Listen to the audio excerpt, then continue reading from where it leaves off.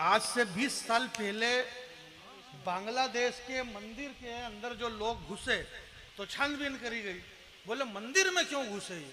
बोले कौन से मंदिर में घुसे? बोले इस्कान मंदिर में। बोले इस्कान मंदिर के अंदर क्यों घुसे?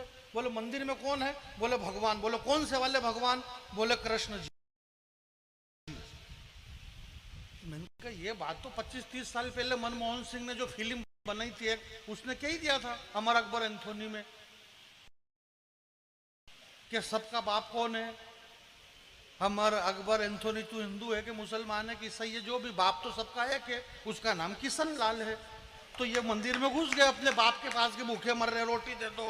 बोले निकलिए आप बाहर, अभी तुम्हारी रोज रोज की ये हरकत ऊपर तक चली गई है। बूंदी के प्यारे लोगों, ये रोज रोज की हरकत ऊपर तक चली गई है।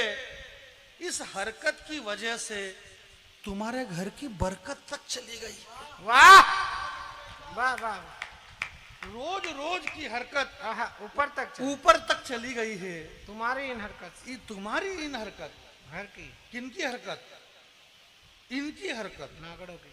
हाँ, ये नागड़े जिनके 9 ग्रह बलवान, इनकी वजह से घर की बरकत चली गई है। ये बरकत मेरे भाई क्यों चली गई है? एक कविता में बूंदी के प्यारे लोगों आपके बीच में खड़ी करना चाहता हूँ।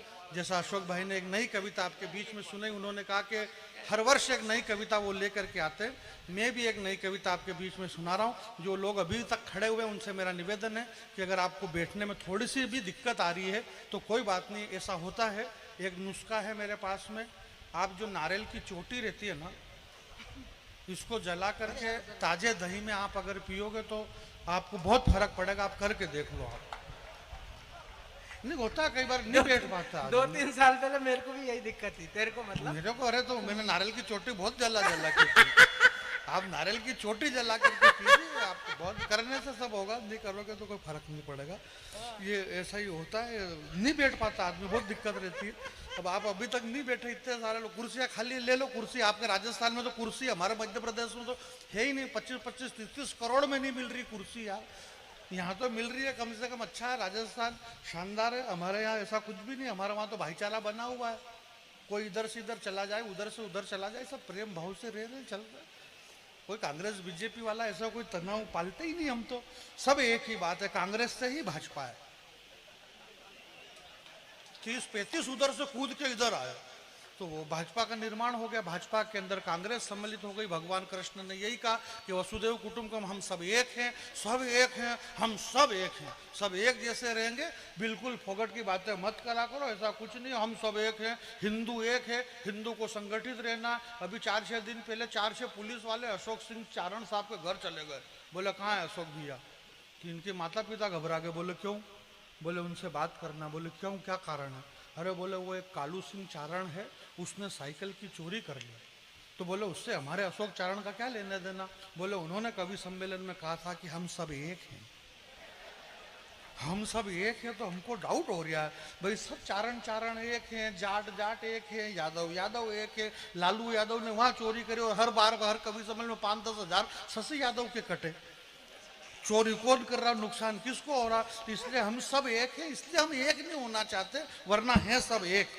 5,000-6,000 जातियां हिंदुस्तान के अंदर, और उन सारी जातियों को एक करने का कह रहे हैं कि हम सब एक हैं। भगवान जाने कैसे एक होंगे। बूंदी के बहुत प्यारे लोगों, मैं आपके बीच में एक कविता खड़ी कर रहा हूँ। बा साहब जो जा रहे हैं उनसे मेरा निवेदन है कि कृपया आप चले जाइए, मैं आपको नहीं रोकूंगा। नहीं, मेरी ऐसी आदत नहीं, बैठ जाइए आप। और काहे के लिए बैठ जाए यार? वो उनकी मर्जी से आए तो उनकी मर्जी से जाएंगे वो, मैं उन्हें क्यों? ये जो भीड़ है, ये जो भीड़ है, हो सकता ये बेईमानों की भीड़ हो। इस भीड़ में जो बेहतर है, उन बेहतरों का ध्यान रखो। ये जो भीड़ है, इस भीड़ में, राजेश भैया गए क्या? राजेश भैया वो तो गए, तो हमने क्या लेने देना? अब आपने संभाल लिया काम कि ये पूरा इवेंट मेरा है। वाह भाई, आपका है तो हमारे को क्या लेने देना? साइन भी हो गए उधर। सब इसी चक्कर में भटक रहे, कुछ नहीं। देशभक्ति की इतनी सारी बातें करी। अभी हाल 2,000 रुपये पेमेंट में कम कर दे तो 2 मिनट में तू तड़ाके पे आ जाइए। अरे बोले यार तुम तो अभी देशभक्ति की बातें बोलो, देशभक्ति अपनी जगह, पेमेंट अपनी जगह। घोड़ा घास से दोस्ती करेगा तो खाएगा क्या, इसलिए ऐसा कुछ भी नहीं है भैया। ये जो भीड़ है, इस भीड़ में जो बेहतर है, इन बेहतरों का ध्यान रखो। इस भीड़ में जो बेहतर है, इन बेहतरों का ध्यान रखो। ये खूबसूरत इमारत एक झटके में धराशायी हो सकती है, जरा इन नींव के पत्थरों का ध्यान रखो। जो नींव के पत्थर दबे हुए हैं, उन पत्थरों में रघुनंदन श्री राम जी से यही मेरी प्रार्थना है कि हे भगवान, 500 वर्ष के बाद मेरे राम लल्ला आएंगे, मेरी झोपड़ी के भाग खुल जाएंगे। 500 साल बाद भगवान श्री राम अवध में आए, और वो भी झोपड़ी में। वाह, पूरे देश में एक ही गीत बजा के राम लल्ला आएंगे, मेरी झोपड़ी के भाग खुल जाएंगे। राम लल्ला भाई झोपड़ी में क्यों आ रहे हैं? 500 साल बाद भी झोपड़ी में आ रहे हैं। राम लल्ला से पूछा कि आप झोपड़ी में आ रहे हैं, तो उन लोगों ने कहा, बोले राम का मंदिर बनने से क्या मिल जाएगा? क्या राम के मंदिर के बनने से रोटी रोटी मिल जाएगी? मैंने कहा बेशक राम के मंदिर से रोटी नहीं मिलती, पर जिन्हें रोटी की जरूरत है वो राम के मंदिर के बाहर जाके बैठो।